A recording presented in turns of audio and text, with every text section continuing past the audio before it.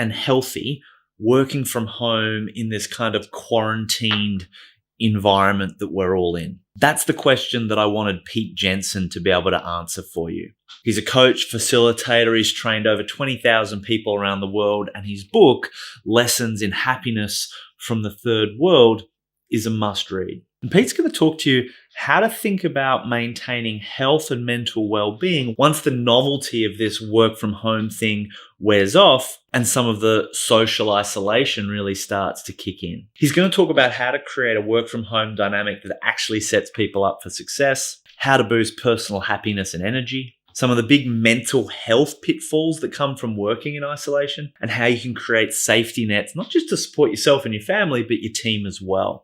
So I think you're going to get a lot out of Pete, but before I hand you over to him, let me just give you a little bit of context. So you're about to sit in on a session from one of our crisis reinvention team, but let me give you some quick context.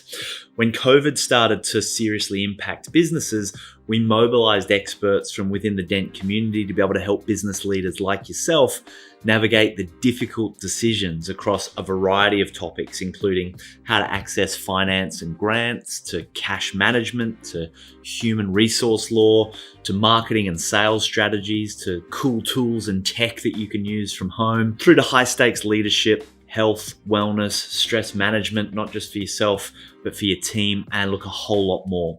For the full schedule, with more being added every week, visit dent.global/reinvent, and we hope you find it a useful resource. All right, let's do this.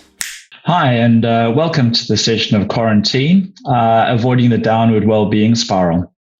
I guess the question really is more about what do I need to do to keep my people focused, thriving and productive during this period of social isolation, especially once the novelty is worn off. I've been having a lot of conversations lately with business owners and business leaders. And whilst they're really super excited that people have embraced the change and, they've gone to office works, bought all the equipment and are working happily at home at the moment, most of them express the same concern, which really is, so what happens when the novelty wears off? Because this could be a month, 3 months, 6 months, who knows? In fact, in the last week, which is the last week of March, Beyond Blue have seen an increase of 30% already of people making calls around their mental health. My name is Pete Jensen, and I'm delighted to be working with you and having this conversation for the next 50 minutes or so. And yes, I'm also working from home. We've had a break in the rain, and the doves are making some beautiful sounds outside. There is something rather quaint about working from home, and with it also a sense of vulnerability. And my Danish relatives would probably call that home hygge. So welcome. For those of you who don't know me, just a little bit more about myself. So I own a company called Jensen, and I'm a consultant, speaker, author, and facilitator.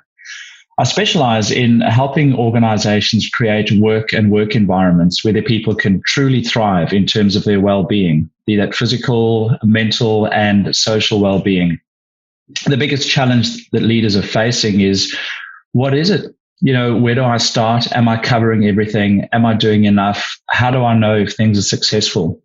And I spent the last few years traveling in Australia, New Zealand, the UK, and Denmark, delivering workshops and masterclasses around perhaps shifting our paradigm in terms of how we view well-being and how we view people. I tend to have a rather conversational style, so if I can invite you to perhaps not think of this as an online training program, but rather one big conversation. So let's kick off. At a high level, there are 3 things I'd like to share with you today. And the first one is, what does a successful strategy for well-being in isolation look like? The second thing is, how can my team create sustained happiness for the long haul and sustained energy? And what are the necessary safety nets to navigate change and uncertainty? And we certainly are in a period of change and uncertainty right now, and it's not going to go away anytime soon. So let's kick off. I'd like to touch the first topic, which is your role as a leader in creating a successful strategy for well-being in isolation. And whilst these principles have been around long before COVID-19, I'd like to take a particular focus as to how we address the challenges we have right now with people working from home, especially as the novelty starts to wear off a little, and you may be experiencing a bit of cabin fever already. Who knows?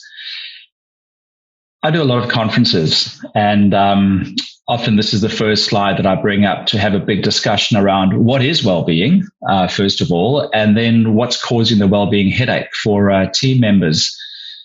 And I throw a question out to the audience, and I might as well throw it out to you as well. When somebody has a headache, what do we tend to give them? And more often than not, the answers come back: Nurofen, Panadol, any form of headache medication. And I go, yep, correct. But what if that's not what people actually need? What if they're just thirsty and all they need is a glass of water? And I think in some ways, the way we've been addressing well-being up until now has been pretty much a one-size-fits-all, and here it is, and that should fix you. And it's really about understanding, what are people's needs? What is that glass of water that people need? And that will change during the day, during the week, and during the months ahead. Where's the problem from a leadership perspective? There's a wonderful quote by Alex Den Heyer, and he says, when a flower doesn't bloom, you fix the environment in which it grows, not the flower. And I think part of that is the challenge that the way that we design work and the way that we design workplaces, and in particular now during COVID-19 where the workplace is at home, it's not about fixing the person. Too many times traditional leadership is about if we can fix the person, if we can fix their behaviors, if we can get them right, then we'll reduce the unwanted events and costs to the business. To me, I kind of take this view that Alex has, which is more about creating the environment in which people can thrive. I don't think that people need fixing. They just need to be in the right environment. I know for myself, when I've worked in the wrong environment, the impact that that's had on me, and that is actually all about the environment. Not so much there was something wrong with me as a person. When we take this approach, I guess the next question is going to be, well, so what does a gold medal look like? How do I create the garden that fits my people? And of course, different people will have different needs. And a good place to start would be to look at the definition of well-being. And I always return to source. So the World Health Organization describes well-being as a state of complete physical, mental, and social well-being, and not merely the absence of disease or infirmity. I was running a workshop once where one of the participants had been off work for 6 months, quite severely ill, and she said, I couldn't wait to get back to work because when I'm at work, I feel great and I'm happy and I thrive and I flourish. So the focus for leaders is a couple of things in this definition. A, it's about complete. It's about people being complete at work. It's physical, it's mental, but there's also a huge social component to well-being as well. The second part of this is that it's looking for the presence of wellness as opposed to an absence of disease or an absence of sick leave or an absence of claims. So this really forms a framework, I guess, that we can look at in terms of, so how does this play out in terms of me as a leader? What should I be incorporating in my well-being strategy?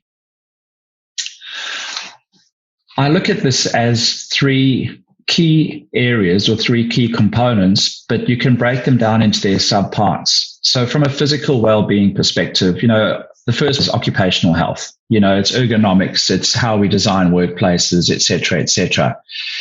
The second part is body management. And this is really how we manage our physical self. So whether that's to do with nutrition, whether that's to do with exercise, whether that's to do with fatigue and how we manage fatigue.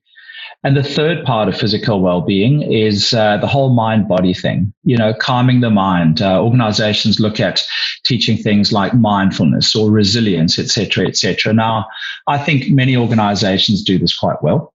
And I'm just talking at it from a structure level at the moment. We'll relate it to social isolation in a moment. Let's take a look at the next core component of well-being, and that's mental well-being. And to me, this is where we start to see a bit of a change. There's a big difference between mental health and mental well-being. And I think a lot of organizations are doing a lot of good stuff with great intent around mental health, but there's more to it. So the way I look at it is that if you imagine a mountain that has a cliff.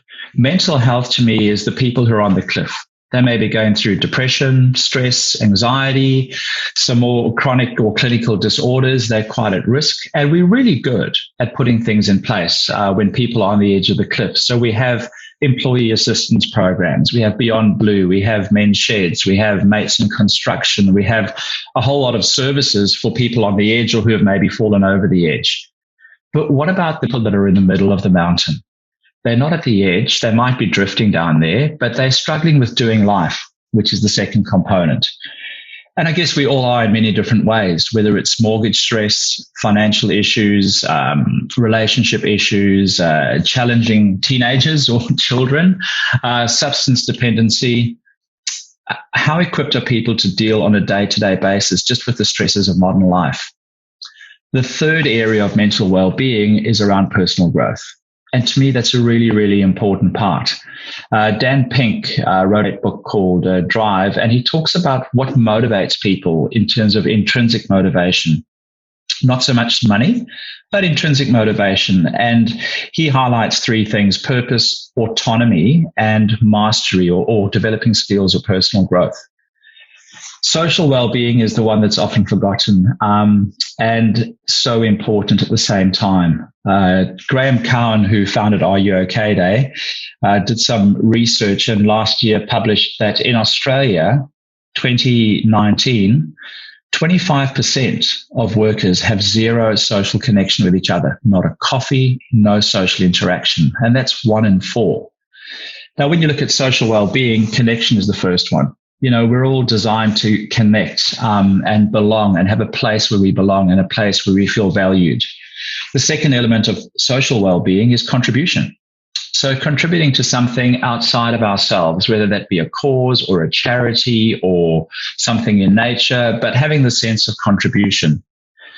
The third element of social well-being is celebration. A big difference between celebration and recognition. Celebration has social context and social value.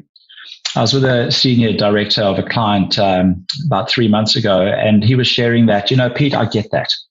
I get the difference between celebration and recognition. In the past, in our organization, when somebody had a birthday, we would celebrate that individual. You know, we'd buy a cake, we'd stop for 10 minutes, the whole team would get together. But we've now been told there's no budget for that. So we recognize them in the monthly, update or monthly newsletter. And where's the social value in that? So taking a look at these 9 key components of well-being, I would often say to a group, you know, which are the 3 that you're doing well? Which are the 3 that are most challenging? Why don't you run a survey with your team? Find out what their glass of water, so to speak, is, what their needs are in that space. And I might imagine that as we think about working in isolation, this becomes even more important. You know, what can we help our people with in terms of mind-body?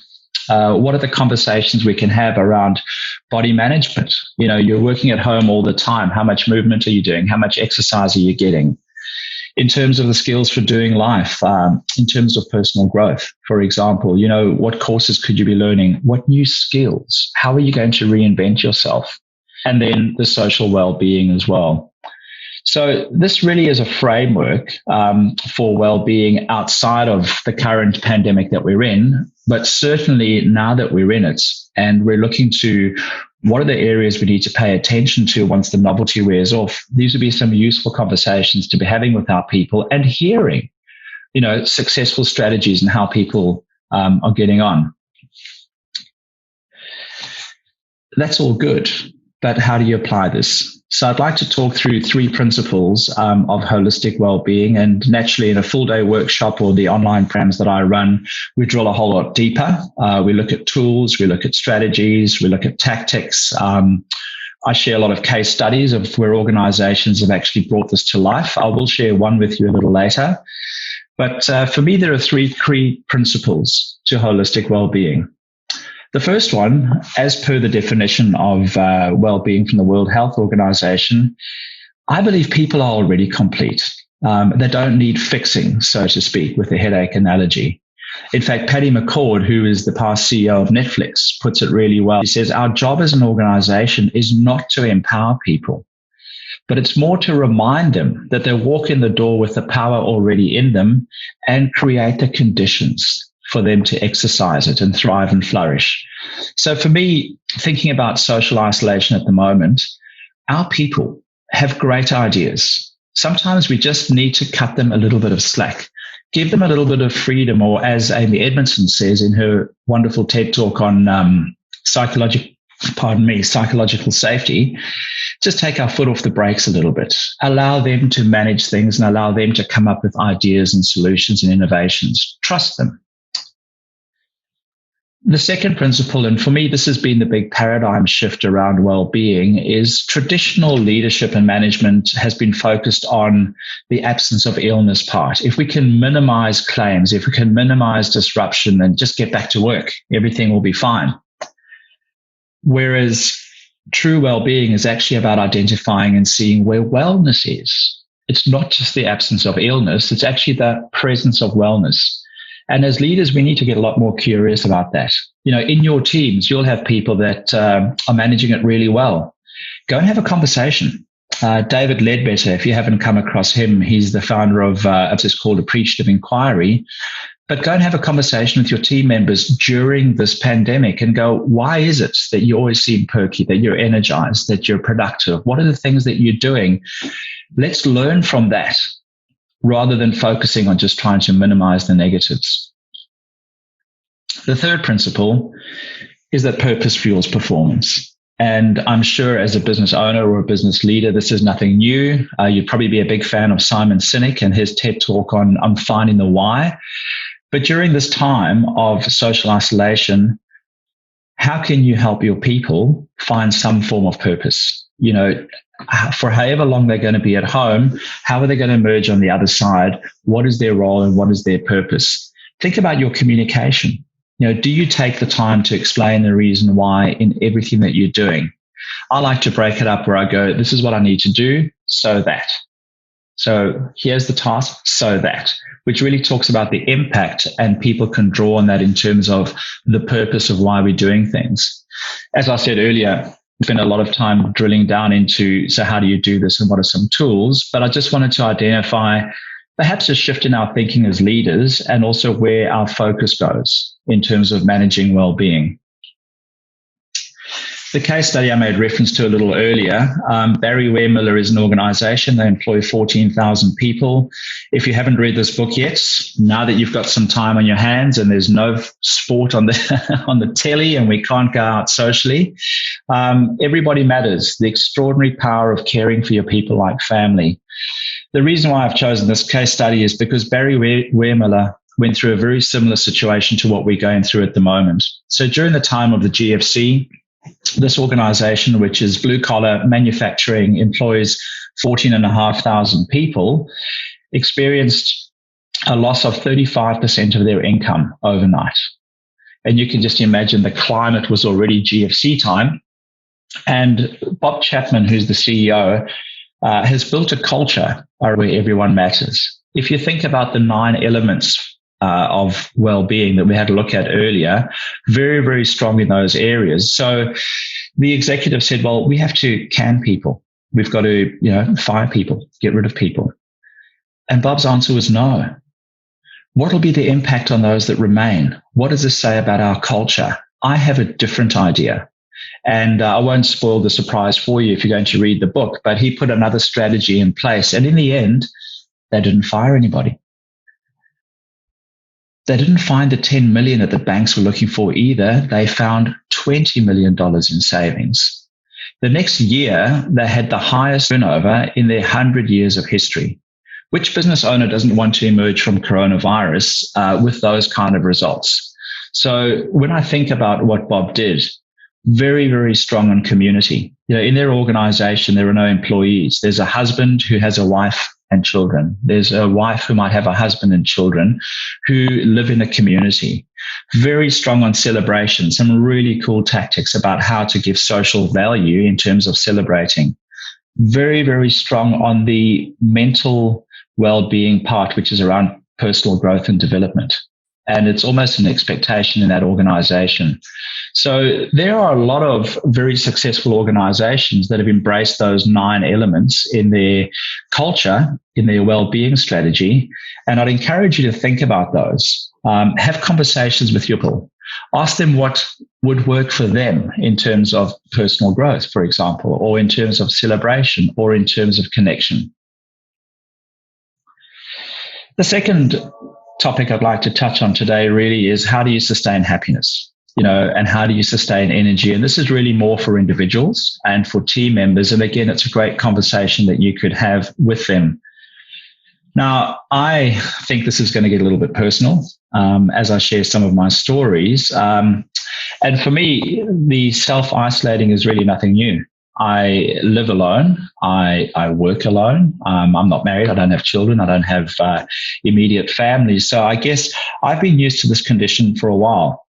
And there are 2 things that I do deliberately to help sustain and give me the best shot at my happiness, energy, innovation, productivity, etc. I have daily rituals that I practice, and I have deliberate safety nets that I put in place for when things do go a little bit pear-shaped. So the question is, how can my team members create sustained happiness and energy? And obviously with that comes performance, innovation, creativity, and the rest of it.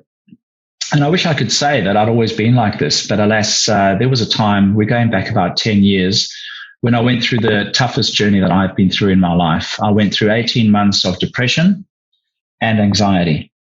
And they're 2 very, very different beasts. Depression, on the one hand, is where you just lose the appetite to care at all. Whereas anxiety, I guess, is where you care too much, and it freezes your thinking. Now, at the time, I was on medication. I was seeing a counselor, and for me personally, neither of those were working. I went through the 18 months. I put on a lot of weight. I was working from home, quote unquote, which is really code for self-medicating. I threw my money into business ventures that I wasn't thinking clearly and ended up broke. And I got to the point where I actually said, that's it, I'm done. And had a very long conversation with my sister, and clearly I'm not, because here I am today. What was it that helped me turn around without the medication, without the counseling? And at my darkest moment, once I'd had that conversation, I stopped and thought. And the question I was asking myself is this: I'm on medication. I look around in the Western world and, depression, stress, anxiety, this is 10 years ago. There's evidence of it everywhere. Yet where I grew up in Africa, my parents were missionaries. So I grew up with the poorest of the poor in the indigenous communities. The thought that hit me like a flash was, why is it that when you travel to, and I call them third world countries when I wrote the book, but when you travel to less fortunate countries, people who've got so little seem to find it so much easier to be joyful. And based on my own and also doing a lot of social research, I wrote a book called Lessons in Happiness from the Third World. What have we forgotten in the West, or what have we become so busy that it's become less important or had less priority in our lives? And I guess in some kind of big way, this pandemic at the moment is forcing us to rethink many of those things. Just for a bit of comic relief, I guess in terms of my story, I've mentioned the big question already, but this was me at that time. Ballooned out to 128 kilos, and 2 years later, finishing the Melbourne Half Marathon. So what was this all about? Well, my challenge was around 3 things, I guess, and it was sustaining happiness moving forward. So firstly, happiness is a daily ritual. I don't think that happiness happens by chance or by luck. And great leaders and great sportsmen often talk about the power of ritual. In the book, The Power of Full Engagement by Jim Loehr and Tony Schwartz, where they talk about why athletes can perform, they all talk about ritual. So for me, well-being, energy, happiness, it's all about a daily ritual. It's a work ethic. The second thing for me was that there are 3 core ingredients to happiness, and I'll talk about those in a moment. If you look at, I guess, the third world, community, purpose and spirituality, and then gratitude. The third thing is that recovery is not a straight line. We all have our ups and downs, and the world is not perfect. However, what's really important is putting safety nets in place. And I'm going to talk about safety nets today for social isolation. While times are good, while times are good, that's when we've got to put the safety nets in place so that when we do start to spiral, we don't bottom out completely. I want to talk about three of those, the three key elements. And obviously in the book and during a workshop, there's a lot more to it, but I've just pulled out probably three from each list as they relate to working in social isolation at the moment. The first one is belonging, and it's a key human need. So belonging and connection for myself, but also for the rest of my team. There'll be a lot of people who are challenged and go, well, I might not have people. I don't have friends. I don't have places to belong. And my answer often to them is, well, then go and find a place. In a normal world, there are people looking for volunteers. There are people looking for mentors. If you don't have a friend, try being a friend. Thinking about the pandemic that we're going through at the moment, I have gone and done shopping for my neighbors. I have neighbors that pop in and check in on me and do things. So where are some places that you can create connection, and what are some strategies that people could use as we go through the coronavirus and the self-isolation? But it's really important to maybe have a chat to your team members as to their specific needs. Some will be married with families, others may be single. What are they doing about creating a sense of belonging? The second thing, and this is going to be huge, is identity. I'm a resource to a number of CEO groups and organizations, and often I'll run a retreat with their partners as well. And we get to this piece, and I just stop and say, if I took away your job title, who are you? And you see the eyes drop. You see, because in the modern world, in so many ways, our work defines us. I'm the vice president of sales. I'm this, I'm that. And often when people retire, they struggle because all they know is their work. If you go to the third world, people are very clear on their identity, where they belong in the community, what their role is, what their responsibilities are. And this may be a time to reflect on that. What is actually my identity? Am I a coach at the Nippers? What else do I do outside of work? The third thing that I notice in the third world is it abounds with customs, traditions, and rituals, and they might relate to spirituality or religion or faith. They might relate to the seasons, for example, but there's a lot of traditions and rituals. I remember one in the good old days that we used to have called Sunday lunch. I don't know if anyone remembers that. No social media, no phones, just Sunday lunch where everyone sat and spoke. So what are some traditions and rituals that you can create around this self-isolating period? I had virtual drinks with my group of mates last Friday, and we did it using Zoom, and we've agreed that every Friday afternoon at 5:00, we're going to get together. It's going to become a tradition or a ritual. So this may be a great conversation to have with your team members. The second element is purpose. And again, purpose for me is really powerful because purpose fuels performance. Purpose drives the reason why I get out of bed every day. And the challenge with purpose so often is that people think it's got to be something grandiose, find a cure for cancer, join Greenpeace or a warrior, go and save the planet. Purpose is actually a very simple thing, but it's really clear, really important to clearly define it for yourself. My purpose is threefold: to be a good brother and an uncle. The second part is to be a loyal friend. And the third thing is to make a difference to people every day. That's it. And I measure my life where I put my time, where I put my energy around my purpose. I connect with it on a daily basis. If a friend or my family need me, I'll take a day off work and just spend time with them, because when I'm doing that, I'm actually living my purpose. That wasn't the case 10 years ago. I would have resented having to invest that time. But today it's part of what I do. So knowing your purpose is really clear. And again, this may be a useful time in self-isolation to think that one through, do some additional reading, share it with others. The second thing is I actually visualize my success around my purpose. So there's a powerful thing in the brain that the brain cannot differentiate between imagination and reality. It sees them as the same thing. The great Einstein actually said that. He said, what you see on the movie screen of your mind is a preview of life's coming attractions. Sportsmen are all over this. As you visualize it, your whole being moves towards it as if it's a reality. Disney, if you can dream it, you can do it. So I actually think about that. And a question you might be asking your teams right now is, when this coronavirus pandemic is over, who will you be? What will you have learned? And how are people going to see? What is going to be your sense of purpose going forward? And then tap into that on a daily basis.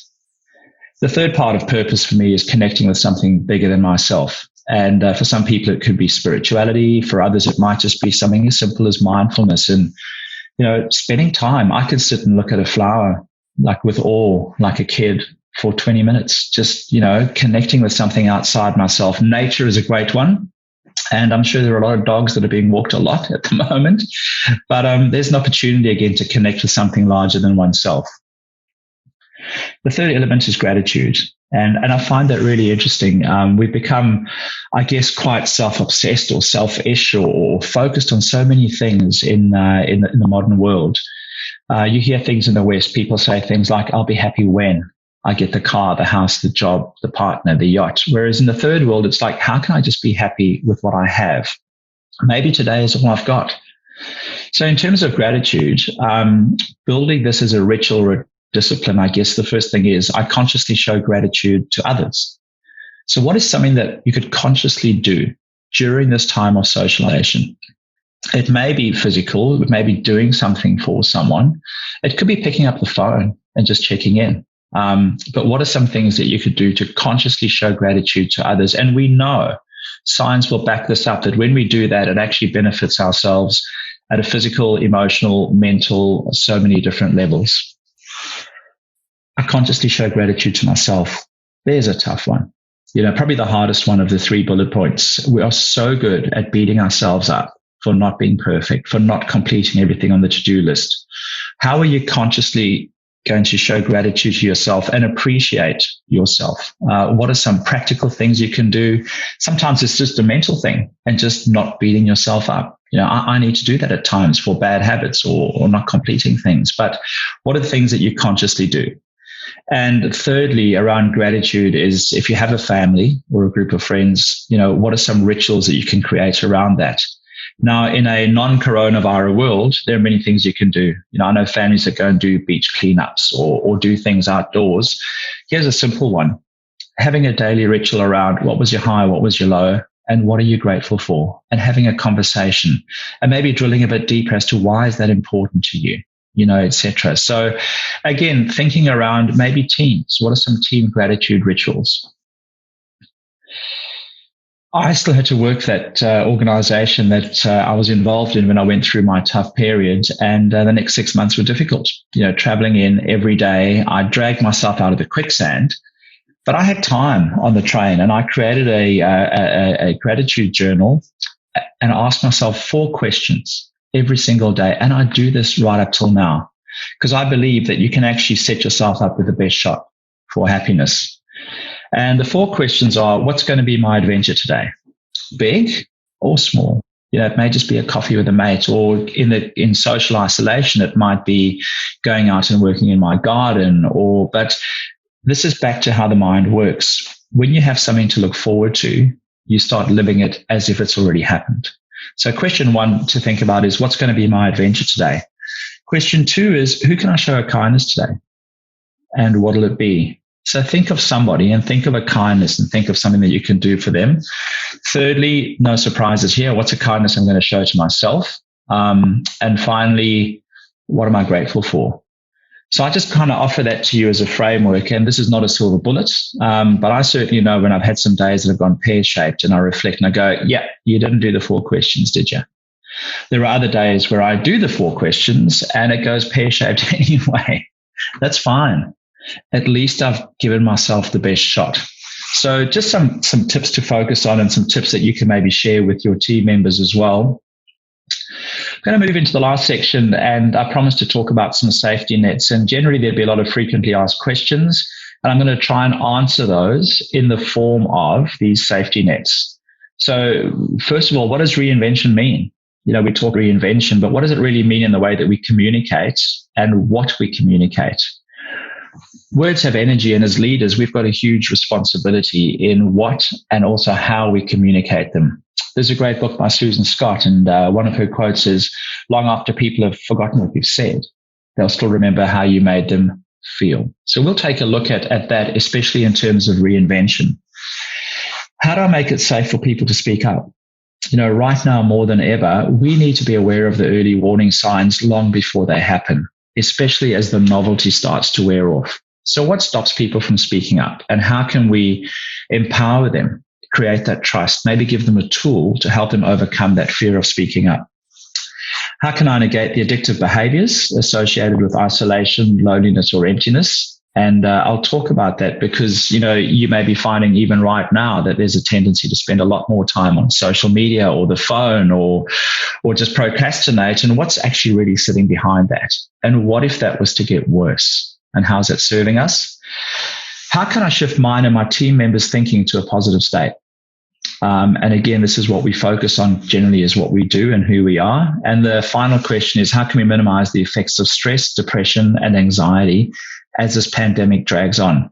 So I'd like to do that in the form of a couple of safety nets. And as I was saying earlier, when times are going well, this is when it's really important to set these things up before the proverbial hits the fan. And so I've just picked 6 today, proven safety nets to navigate the change and uncertainty of social isolation. And we're going to be going through a lot of change. I'm sure many of you already have, but also uncertainty. So the first one I'd like to talk to is fill the void and replace your addiction or distraction with a new reward system. I think for many people, there's a huge void. When we think about the things that we traditionally do, we get together with friends, hang out, we go to movies. I like to watch a lot of sport. I like to play a lot of sport. And now we're sitting in a situation where we need to confront that void and actually be comfortable with those feelings. I wrote a blog a few months ago where I posed the question, is there a correlation between loneliness and isolation and addiction? And I believe that there's a very strong correlation, and evidence and science will bear that out as well. If we think about the world that we're in, pre-coronavirus, already the UK had appointed a minister for loneliness. It's actually a portfolio in government. In Australia, Dr. Michelle Kim heads up the Australian Coalition to End Loneliness. So it's real in our own world.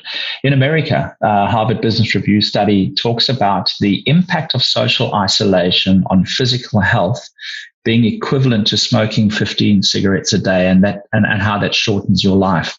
So on the one hand, pre this, we had the highest levels of loneliness in the world, and at the same time, we had the highest levels of addiction. And addiction is not just, drugs, alcohol, cigarettes, etc. Addiction can be many things. You could have a food addiction. You could have being addicted to being cynical. There are many different addictions that people have. So because there is this connection, it's about understanding where that comes from. And I'm going to look down because I want to make sure I get her name right. Rachel Wurzman. So her surname is Wurzman. Do yourself a favor and have a look at that TED Talk, because she talks about the neuroplasticity of the brain and the biology that sits behind this. And her talk is about how isolation fuels opioid addiction in the States. And what she says pretty much is what we're talking about. People are not comfortable with emptiness, and we immediately look for a reward system, or we look for a distraction. And the reason for that is because our oxytocin levels are so low. So we're needing a hit of oxytocin. If we don't get that hit, we become restless, irritable, discontent. And so it's almost an automated pattern of response. I know for myself that I needed to learn to be comfortable with the void and comfortable with loneliness. So as I mentioned in my personal and professional life, I spent a lot of time alone. And I found at one stage, and I did warn you, this is going to get a little personal, but I found that I didn't have a healthy relationship with alcohol. I wasn't an alcoholic, but I didn't have a healthy relationship with alcohol. And how it worked was like this. I'd come home at 10 o'clock or midnight, having worked interstate, driving through the suburbs, everyone's looking all loved up and happy, and there's that dark, empty house. And you get home and you go, oh man, I don't have anyone around. Gee, you've worked really hard today. You've earned a drink. And of course, I'd have a few, which then became, I've been for a long cycle out of my own. Geez, I've earned a drink. And so I was monitoring this, and I then took a year off alcohol. And it was a really interesting period of my life because I needed to learn to be comfortable with the void. So if I'm alone tonight and there's nobody around, is having a drink going to change that? Probably not. What can I do tomorrow to change that? So again, just a conversation possibly to have with people about being comfortable with, I think we call it cabin fever today, but thinking about what are our addictions? Where do we tend to get our oxytocin hit straight away? And could we substitute that with something else? Learning a new skill, cooking, playing an instrument. What could be your reward system? The second safety net for me is really about setting boundaries and also measuring your activity. In social isolation, everything's merging into one. And I like to look at setting boundaries around work time, home time, and me time. And I think more than ever, you need to have conversations with your team members about how they chunk their work down in terms of that, and then measure it. Look at transitions, for example. So I know that when I finish working at 5, my transition is exercise. It used to be the gym, but now I'll go out for a walk for an hour and a half. And when I come back from that work, I'm into home time. So maybe thinking about how you're going to transition from one to the other, measuring it. Again, give people some autonomy. But if you went into my study, there are charts and graphs all over the place because I set targets of how much of those 3 chunks of time I'm going to do a week. But then I bring in a whole lot of flexibility, and I might take a day off and do nothing, but then I'll catch up. But at the end of the day, I measure and I check. Create daily rituals with an accountability partner. There's a good one. I have a few. I have a neighbor who has a dog, and we walk the dog every morning. That's a ritual that we have. Now, there are many mornings where I haven't slept well or I just don't feel like getting up. But because I have an accountability partner, I get up and I do it. Creating daily rituals. For example, my mom is 90 years old. She lives on her own in Denmark. And there's a ritual where the community has a roster and people ring her every day at 8 o'clock in the morning just to say good day. And I think the benefits are, that they're checking in on her. But the flip side is she needs to be up and ready to take that call as well. So how could you create some of those rituals within your team? I mean, it pretty much is like having that first cup of coffee in the morning. And how could you do that at multiple times during the day? Because I think something to be aware of is that people's mood is going to move and fluctuate all day. So what are some rituals and how can you create accountability around that in a virtual environment with your teams? The next safety net is, again, figuring out where you are in the change cycle and looking forward towards the next stage in the change cycle. We're going through change. People are going to deal with it in many different ways. Some will move quickly through the change cycle. Others might take a very, very long time. And the stages are: stage 1 is denial, stage 2 is resistance, then there's acceptance, and finally there's commitment. I had to leave my beachside home for 3 months last year to go and stay with and help out a friend. And again, this is my purpose talking. So it was difficult to lock up my little pad 100 meters from the beach with golf clubs and canoes and my mates and just the beautiful environment and move an hour away into another suburb, which maybe wasn't quite in the same demographic. But I did it because it's my purpose. And when I got there, I went straight into denial. This is not going to be that long. I'll be out of here in a hurry, etc. Well, that didn't change. So looking towards the next stage was resistance. And I was starting to complain and get grumpy and find all the faults in the space that I was in. But looking forward to the next stage is acceptance. And to me, here's the kicker. I started looking for some good things about the change. And here's what I found. I found a cycling track, which is absolutely fantastic off the road. Then I found some walking tracks. Then I discovered a mountain that's got amazing off-road walking tracks. Lo and behold, there was a sports bar there with access to cable TV, so I could watch my beloved rugby union and other sports happening around the world.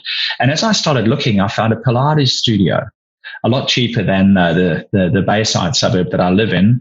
Even food and supplements that I take seem to be cheaper in this other area. And the more I looked, the more I started finding positive things. And before you know it, I was into commitment stage. So this may be a very useful conversation to have with your team members because there's an impact on our mental health, depending on the stage that we're in. And that can be negative, or we can turn that into something positive as well. So I would check in with them, but I'd also have that conversation about it's okay to be where you are, but where are you looking to go? What's the next stage you're looking to get to? Safety number 5 is don't wait for feedback until it's too late. Build your courage to seek it and give it. Here, as a business owner or a leader, you need to step up and take that role. This is about being vulnerable. This is about being willing to share that you don't have all the answers. You need everybody else's voice. You need other people's ideas. You might miss something. They might pick something up. This is really inviting voice. It's inviting conversation. Now, for a lot of people, it's a challenge. And as I said earlier, wouldn't you want to know the early warning signs before they happen? So you need to step up as a leader and be willing to be vulnerable and ask for feedback, and feedback on yourself too. But the other side is the giving of feedback. A lot of people find it difficult to start the conversation. A tip that I could offer you is a book by Susan Scott called Fierce Conversations. The hardest part about having conversations or giving feedback is getting it started. So we hold on to stuff and that hurts ourselves. She teaches a 60-second, 5-step process to get the whole thing out there in a way that I take ownership of it, but the other person doesn't get defensive. So again, Fierce Conversations, Susan Scott. Finally, what's your language? It creates energy. I wrote a little piece on this not too long ago. And every word that we share has energy attached to it. And I will look down on my list because there's a few I'd like to share with you. The word social distancing. Well, I actually think that this is a time where we need to be more socially connected than ever before. And I prefer to use the word physical distancing because we still need to connect. Self-isolating. How does that land with you? And to me, this is really not about the isolating of my entire self. It's more about physical isolating because, again, we need to have that connection. There's a lot of talk about a recession and there will be huge economic impacts of where we go going forward. But if you think about that for a moment, how does that sit with you versus the word reinvention? I think we have the greatest opportunity to reinvent ourselves. I don't think the world that awaits us around the corner will ever be like the one that we've just been in. So this is a time for reinvention. My beloved mum, who's 90, we spoke about her living through the world wars. And she said, after World War II, there were so many new ideas, new innovations, doing things in a different way. That's exactly what's sitting. So why don't we talk about a reinvention? Another frame is a lot of people are hankering already with cabin fever for when things return to normal. It ain't going to happen. How about we substitute that to I'm looking forward to our new way of life going forward? And finally, one that I couldn't help stealing from Amy Edmondson is people often talk about the problem. She likes to reframe that as it's not a problem. It's just a puzzle that you need to solve. So hopefully that helps you just thinking about how your language lands with people in your teams. I really enjoyed sharing a long conversation with you. I guess the question really from my side is, well, what's next? And this is a time where we want to contribute to our communities. So there are a few things I'd like to share with you, and I'm just going to call them free gifts. So one is a 21 Steps to Happiness Challenge, which is a series of quests that I developed some time ago, and you could pick one a week. I also have a little ebook with 200 happiness tips, and they were framed around the key elements of happiness. So community, purpose, gratitude, and life balance. And again, not all of them will apply given that we're in a physical isolation at the moment, but there'd be heaps of things you can have a look at. For me, 2 things: listening to music, just turning off the TV, grabbing out some old photo albums. What could that do for you as you reflect on good times? The third free gift is a slide deck from today. So the PowerPoint slides and the information and the tips and the structure. There may be some of you who want to do a little bit more. So if you mention that you've been on this webinar, I'd really be happy to offer you a 25% discount on a few things that I have. One is a 3-month online program for leaders. So shifting the paradigm around well-being, and also one for team members, which again, being on the middle of the mountain, what are some of the skills that I need for doing life? I also have a well-being coaching program using a formal assessment. It's called the GLWS tool, 136 questions, evidence-based, tested, for leaders who are looking for coaches. And naturally, I have my book as well, which contains a whole lot of tips as well. So it's been great. Nice getting to know you. Love to stay in contact. So look me up on LinkedIn. I have two websites, larsonjensen.com and facilitatinghappiness.com. I have an email if you'd like to contact me directly about anything. And we're all working from home anyway. So there's my mobile phone number if you'd like to reach out and stay in contact, or just give me some feedback. We're always looking for feedback as facilitators and presenters. So thank you so much for this time. And I hope you're looking forward to when you re-emerge, who you're going to be, what's it going to be like when we get back out there. Thank you so much. For more expert talks, just visit dent.global/reinvent, because we believe that the decisions that you make now matter more than ever.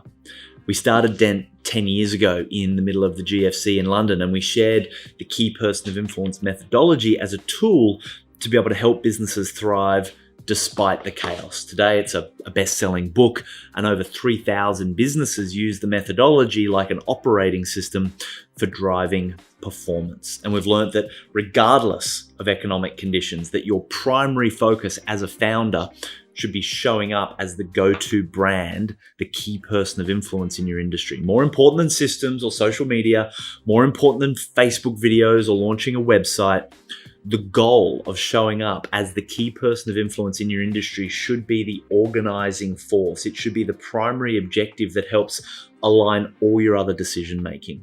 Because as your influence and reach expands, it becomes easier and cheaper to attract clients, team, media, even investors.